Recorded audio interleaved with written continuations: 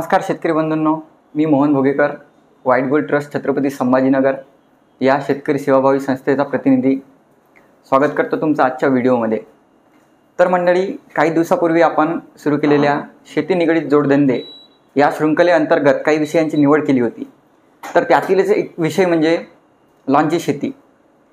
तर तुम्हा सर्वांची खूप प्रश्न होते, त्यानंतरच खूप मागणी होती की लॉनच्या शेतीबद्दल व्हिडिओ बनवा म्हणून। तर त्यासाठी आपण लॉनच्या शेतीचा सविस्तरपणे अभ्यास करून तुमच्यासाठी घेऊन आलेलो आजचा हा विषय।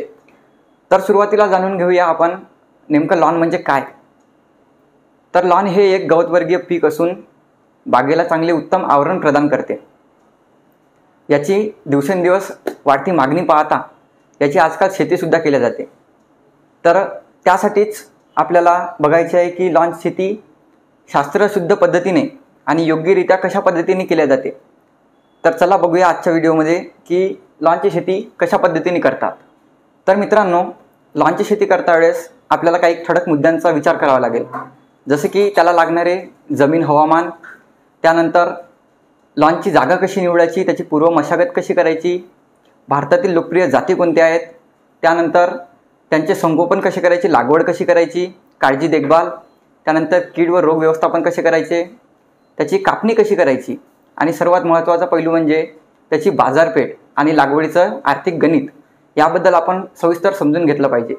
त्यासाठी सुरू करूया आपण लॉनची शेती हा विषय।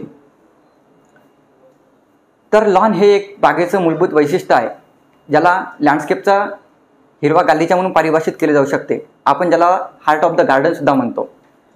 तर टेरेस गार्डन, शहरीकरण, उद्योग, उद्यानं आणि इतर ठिकाणी ही लॉनची वाढती मागणी आलेली आहे। लॉन हे एक जमिनीची धूप नियंत्रण करण्यासाठी मदत करते। तर त्यामुळे लॉनची शेती करणं फार गरजेचं आहे आणि लॉनची शेती ही आजकाल खूप प्रचलित झालेली आहे। तर यासाठी लागणारे हवामान इतर पिकांप्रमाणेच या पिकाला 15 ते 45 अंश सेल्सिअस इतके तापमान मानवते। पण बियाणाद्वारे जर का लागवड करायची झाल्यास त्यासाठी तुम्हाला 20 ते 30 अंश सेल्सिअस इतके तापमान असणे गरजेचे आहे। या पिकावर पावसाचा किंवा वातावरणाचा कोणताही परिणाम होत नाही, त्यामुळे हे प्रत्येक वातावरणात घेतले जाणारे पीक आहे। त्यामुळे याचा हवामानाचा फारसा परिणाम यावर जाणवत नाही। जमिनीचा विचार करायचा झाला तर 5.5 ते 6 इतका pH चिकणमातीयुक्त जमीन असणे आवश्यक आहे। जर का जमीन ॲसिडिक असली तर त्या ठिकाणी 0.5 किलो प्रति चौरस मीटर या प्रमाणात चुनखडी फेकून द्या आणि ते समप्रमाणात मिक्स करून जमीन सपाट करावी। त्यानंतर जमीन ही किमान 25 ते 30 सेंटीमीटर खोल असावी, जेणेकरून कापणी करता वेळेस जे मातीचे होणारे नुकसान आहे किंवा जो आपल्या जमिनीतून मातीचा होणारा ऱ्हास आहे तो व्यवस्थितपणे टिकून राहण्यासाठी आपल्याला 25 ते 30 सेंटीमीटर खोल इतकी माती असणे आवश्यक आहे। त्यानंतर जमिनीमध्ये कोणत्याही प्रकारचे दगड, काडी, कचरा नसावा, तणविरहित असावं आणि जमीन ही समतोल असावी। समतोल जमीन हाच लॉन शेतीचा मूलभूत पाया आहे। त्यानंतर बघूया लॉनसाठी जागेची निवड कशी करायला हवी। तर सर्वप्रथम जागेला भरपूर सूर्यप्रकाश मिळाला पाहिजे, हे महत्त्वाचं आहे। जर का बागेला सूर्यप्रकाश पूर्णपणे मिळाला नाही तर त्या ठिकाणी बागेची वाढ ही खुंटते। त्याच्यामुळे बागेला सूर्यप्रकाश मिळणे खूप गरजेचं आहे। त्यानंतर ज्या ठिकाणी तुम्हाला लॉन प्रस्थापित करायची आहे किंवा लागवड करायची आहे त्या ठिकाणी कोणतेही मोठे झाड नसावे। झाडाची सावली बागेवर पडल्यावर बाग व्यवस्थितपणे वाढत नाही, कमी जास्त वाढ होते त्याची। झाडाचा पालापाचोळा बागेवर पडल्याच्या नंतर सुद्धा ती बाग खराब करते। त्यानंतर जमिनीचा योग्य निचरा होणे आवश्यक आहे। तुम्ही चिकणमाती किंवा पानबदड किंवा चिबड जमिनीत सुद्धा हे पीक घेऊ शकता, पण त्या ठिकाणी सुद्धा पाण्याचा निचरा होणे खूप आवश्यक आहे। शहरालगत याची वाढती मागणी आहे, त्याच्यामुळे तुम्ही याची शेती शहरालगतचे जे शेतकरी आहे ते जास्त फायदेशीर ठरेल या शेतीमध्ये। त्यानंतर बघूया याची पूर्व मशागत कशा पद्धतीने केली जाते। तर पूर्व मशागतीमध्ये उत्खनन आणि खत व्यवस्थापन हे दोन महत्त्वाचे मुद्दे आहेत। उत्खननामध्ये जमिनीला समतोल काप देऊन त्यामधील काडी, कचरा, दगड स्वच्छ केले जातात आणि खंदकाद्वारे माती 15 ते 20 सेंटीमीटर इतक्या खोलीपर्यंत बाजूला काढली जाते. त्यानंतर त्यामध्ये खत व्यवस्थापन करायचे. आता खत व्यवस्थापनामध्ये 2 टन गांडूळ खत सोबत ट्रायकोबुस DX 500 ग्रॅम आणि रायझर जी 10 किलो प्रति एकरी या प्रमाणात मिसळून त्या जमिनी तिथली जे खंदकाद्वारे काढलेली माती आहे ती त्यामध्ये योग्यरित्या मिक्स करून त्यामध्ये जोरदार पाण्याचा शिडकाव करून जमिनीचा निपटारा करावा आणि जमीन ही समतोल करावी, ज्यामुळे आपल्याला लॉन लावण्यासाठी योग्यरित्या जमीन तयार होईल. त्यानंतर बघूया आपण भारतातल्या लोकप्रिय जाती कोणत्या आहेत. तर भारतातली सर्वात लोकप्रिय जात म्हणजे डूब गवत, ज्याला आपण सिलेक्शन 1 म्हणून सुद्धा ओळखले जाते. मध्यम भारी जमिनीसाठी येते आणि शीत आणि थंड वातावरणासाठी उपयुक्त आहे. ही जात दुष्काळाला प्रतिरोधक आहे. त्यानंतर सेंट अगस्टिन गवत, हे गवत सुद्धा मध्यम भारी जमिनीत येते आणि सावलीच्या परिस्थितीत योग्य वाढते.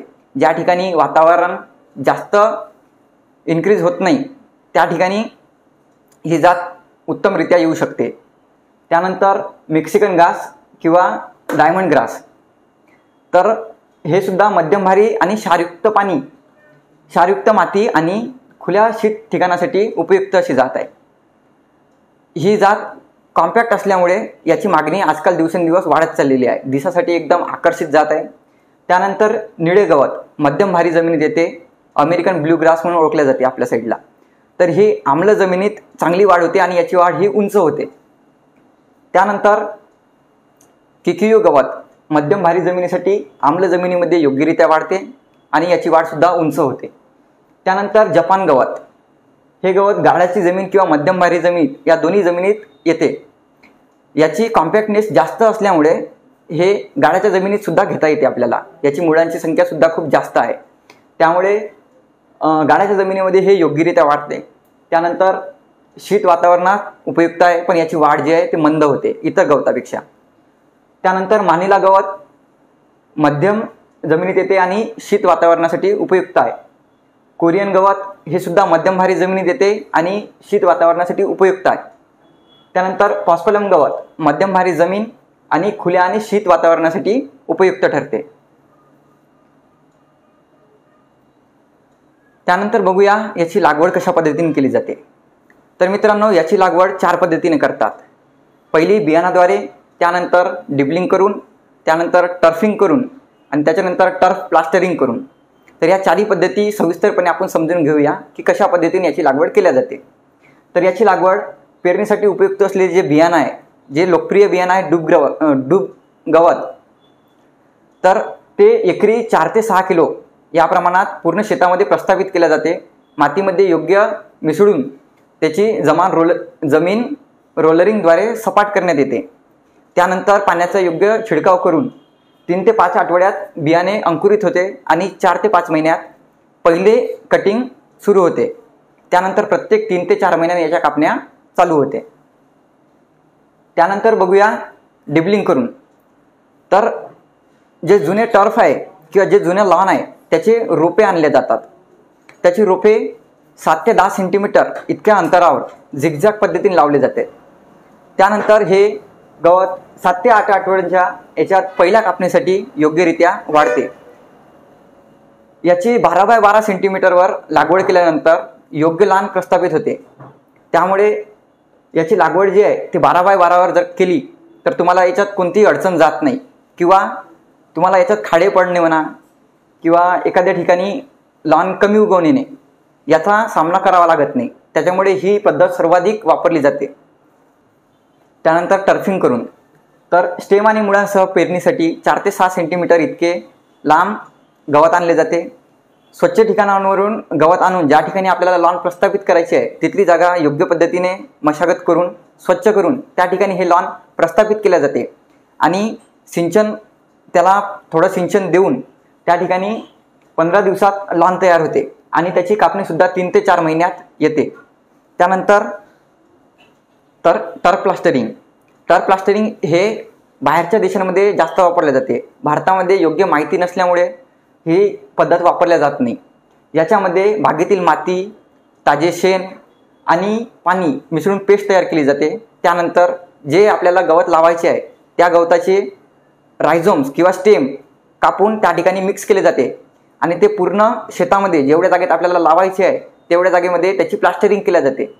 अशा पद्धतीने हे गवत 15 ते 30 दिवसांत तयार होते आणि याची कापणीसुद्धा 3 ते 4 महिन्यात कापणीसाठी येते. त्यानंतर बघूया याची काळजी आणि देखभाल.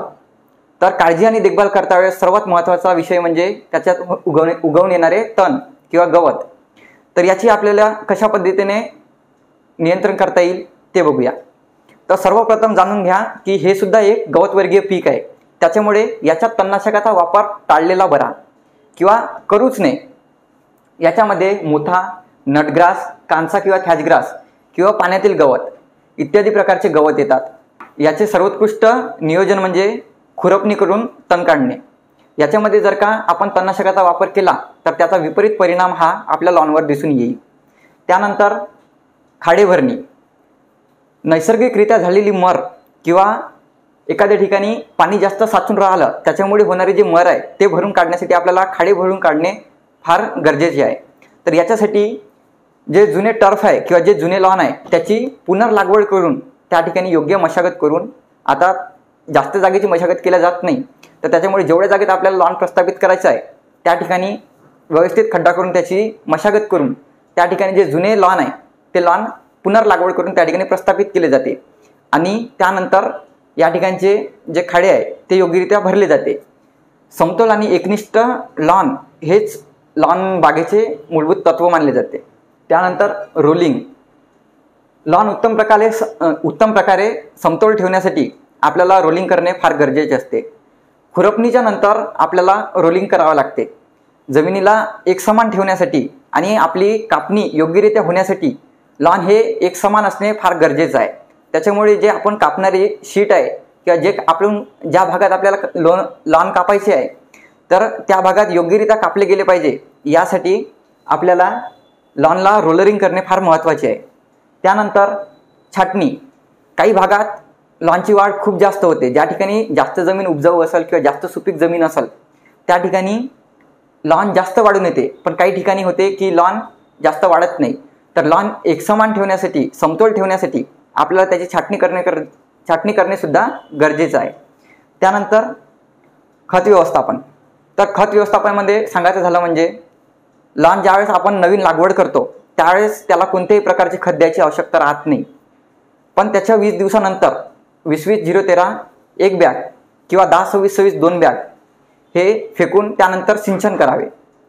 त्याच्यानंतर ज्यावेळेस आपली कापणी होते, पहिली कापणी, दुसरी कापणी, तर प्रत्येक कापणीच्या नंतर रायझरजी 2 किलो आणि 10-26-26 एक बॅग प्रति एकर या प्रमाणात फेकून द्या, जेणेकरून तुमचे जे नवीन येणारं गवत आहे ते योग्यरित्या वाढून येईल.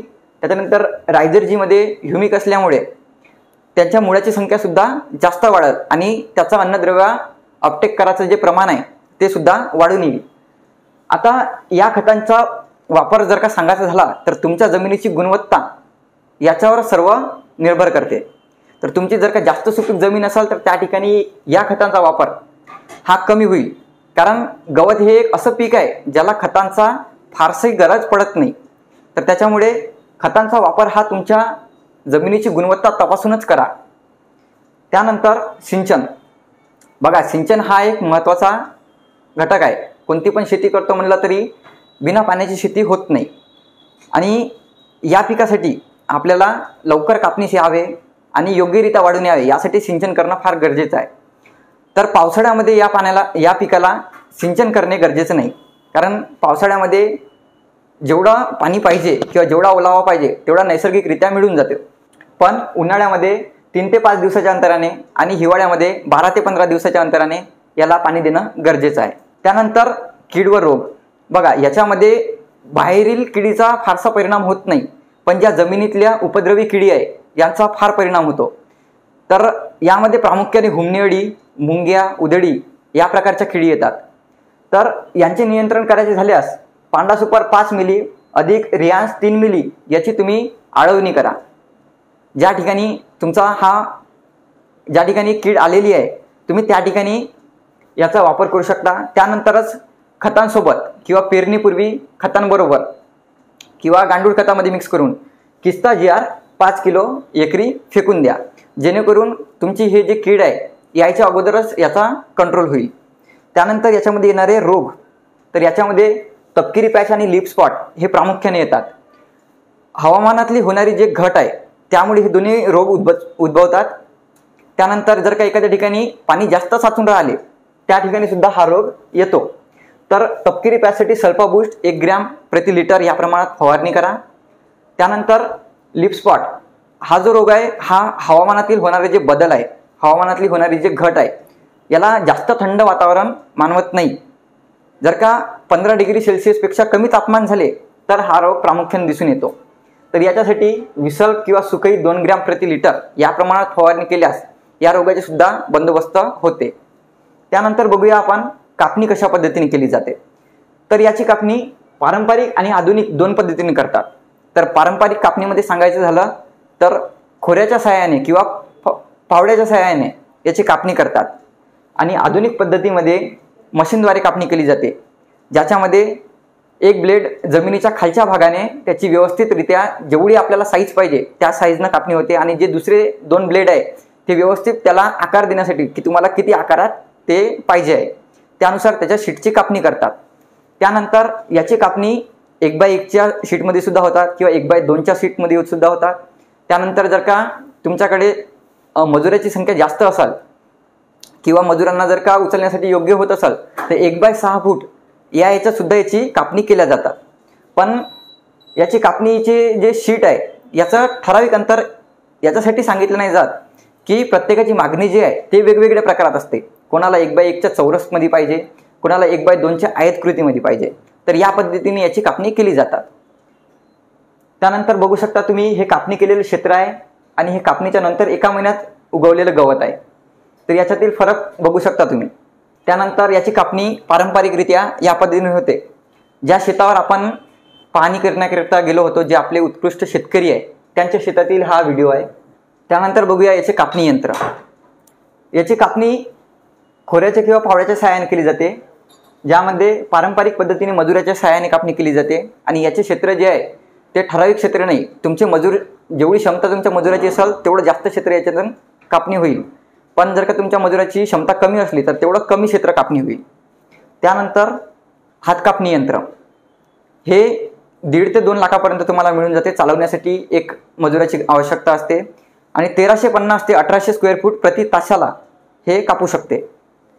त्यानंतर ट्रॅक्टर चालित कापणी यंत्र याची किंमत विना ट्रॅक्टर 4 ते 5 लाखापर्यंत असू शकते. त्यानंतर हे 4500 ते 7200 चौरस फूट एवढं प्रति तासाला कापणी करते.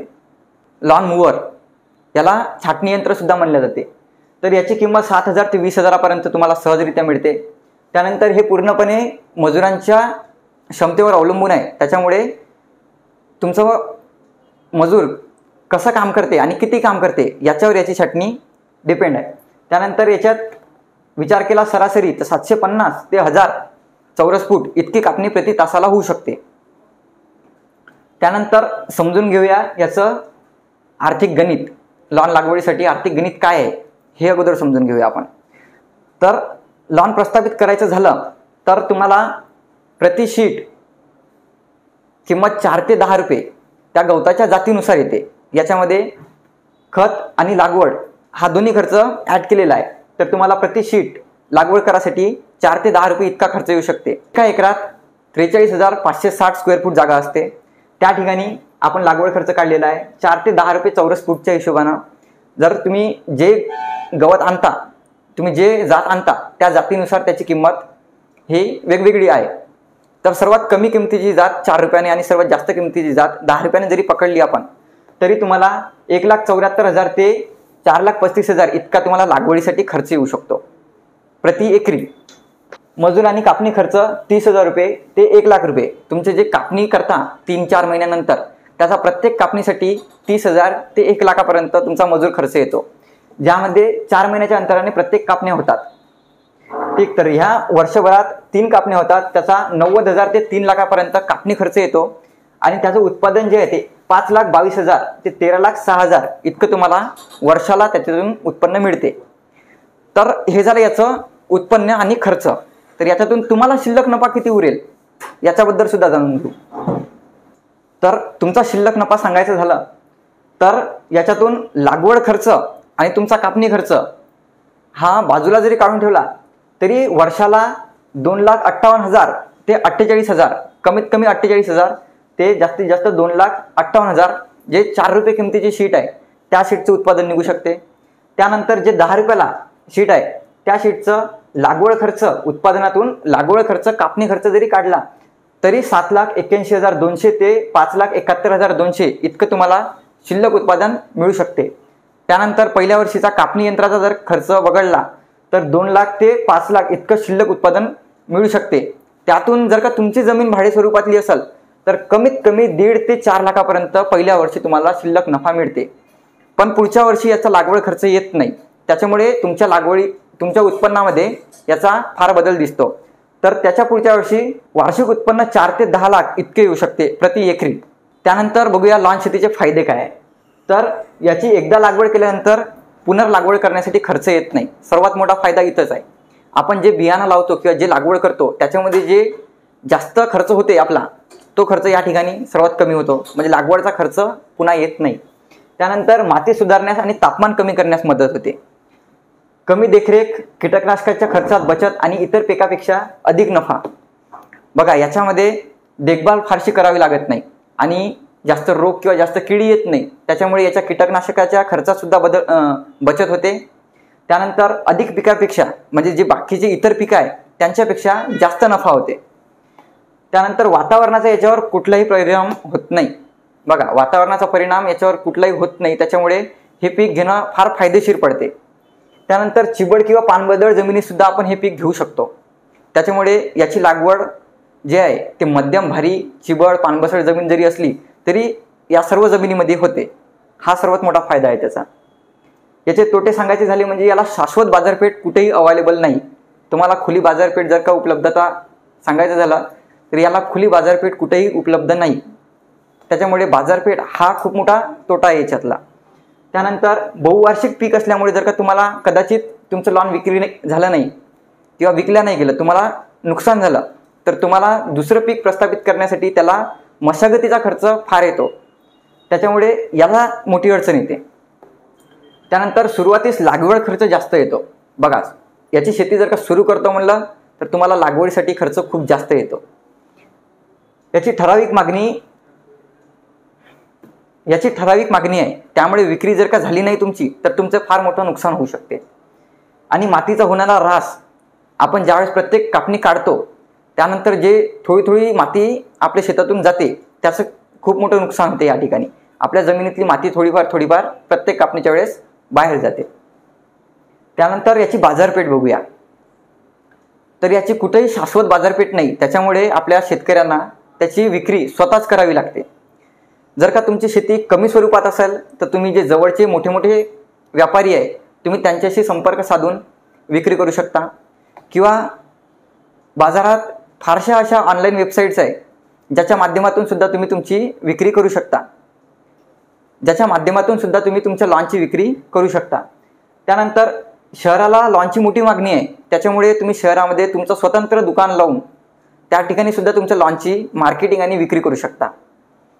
त्यानंतर नवीन हॉटेल, गार्डन्स, रेस्टॉरंट्स यामधली मागणी तपासून तुम्ही त्या ठिकाणी सुद्धा तुमच्या लॉनची खात्रीशीर विक्री करू शकता. पण तुमचे लॉन जर का जास्त स्वरूपात असेल किंवा तुमच्या लागवडीचं क्षेत्र जास्त असेल तर तुम्हाला या पद्धतीने विक्री केल्यास चालणार नाही. तर त्यासाठी तुम्हाला बाजारपेठ स्वतः निर्माण करावी लागेल. तर शेतकऱ्यांना हे मुद्दे लक्षात घेऊनच शेती केली गेली पाहिजे. त्यानंतर बघूया याच्यातली आव्हानं कोणती आहे. तर बघा शेतमालाची विक्री हाच सर्वात महत्त्वाचा मुद्दा आहे. ही शेती प्रत्येकजण चालू करू शकते, पण यशस्वीरित्या त्याची शेती होऊ शकेल ज्याच्याकडे बाजारपेठ उपलब्ध आहे. तर सर्वात महत्त्वाची गोष्ट म्हणजे आपल्याला बाजारपेठ जेवढी मागणी असेल तेवढी शेती करणं, किंवा ज्या ठिकाणी त्याची मागणी आहे त्या भागातच शेती करणं हे महत्त्वाचं आहे. त्याच्यामुळे बाजारपेठ असणं हा सर्वात महत्त्वाचा मुद्दा त्या ठिकाणी येते. त्यानंतर पिकाविषयी अपूर्ण माहिती उत्पादनावर परिणाम. जर का तुम्हाला पिकाविषयी माहिती नसेल किंवा अपूर्ण माहिती असेल तर तुम्ही ते पीक लागवड करून त्याची जे निष्काळजीपणा होणार आहे याचा उत्पन्नावर फार परिणाम होऊ शकते. त्याच्यामुळे योग्यरित्या माहिती घ्या, त्याच्यानंतरच त्याच्यात उद्योगात उतरा. त्यानंतर लॉनची मागणी आणि गरज ओळखणे. बघा, हे आव्हान याच्यासाठी म्हणले जाते की तुमच्या जर का भागात दुसऱ्या लॉनची मागणी असेल आणि तुम्ही जर का दुसऱ्या जातीचं लॉन आपल्या याच्यात लावलं तर याच्यामध्ये फार परिणाम दिसून येईल. त्याच्यामुळे तुम्ही सर्वात अगोदर तर आपल्या भागातल्या लॉनची मागणी कोणती आहे, कोणत्या जातीची मागणी आहे हे तपासून घ्या. त्यानंतर लॉन लागवडीसाठी त्याची योग्य मागणी आणि गरज यानुसारच जात निवडा. जमिनीची गुणवत्ता आणि जातीचं वैशिष्ट्य यात समतोल साधणे फार महत्त्वाचे आहे.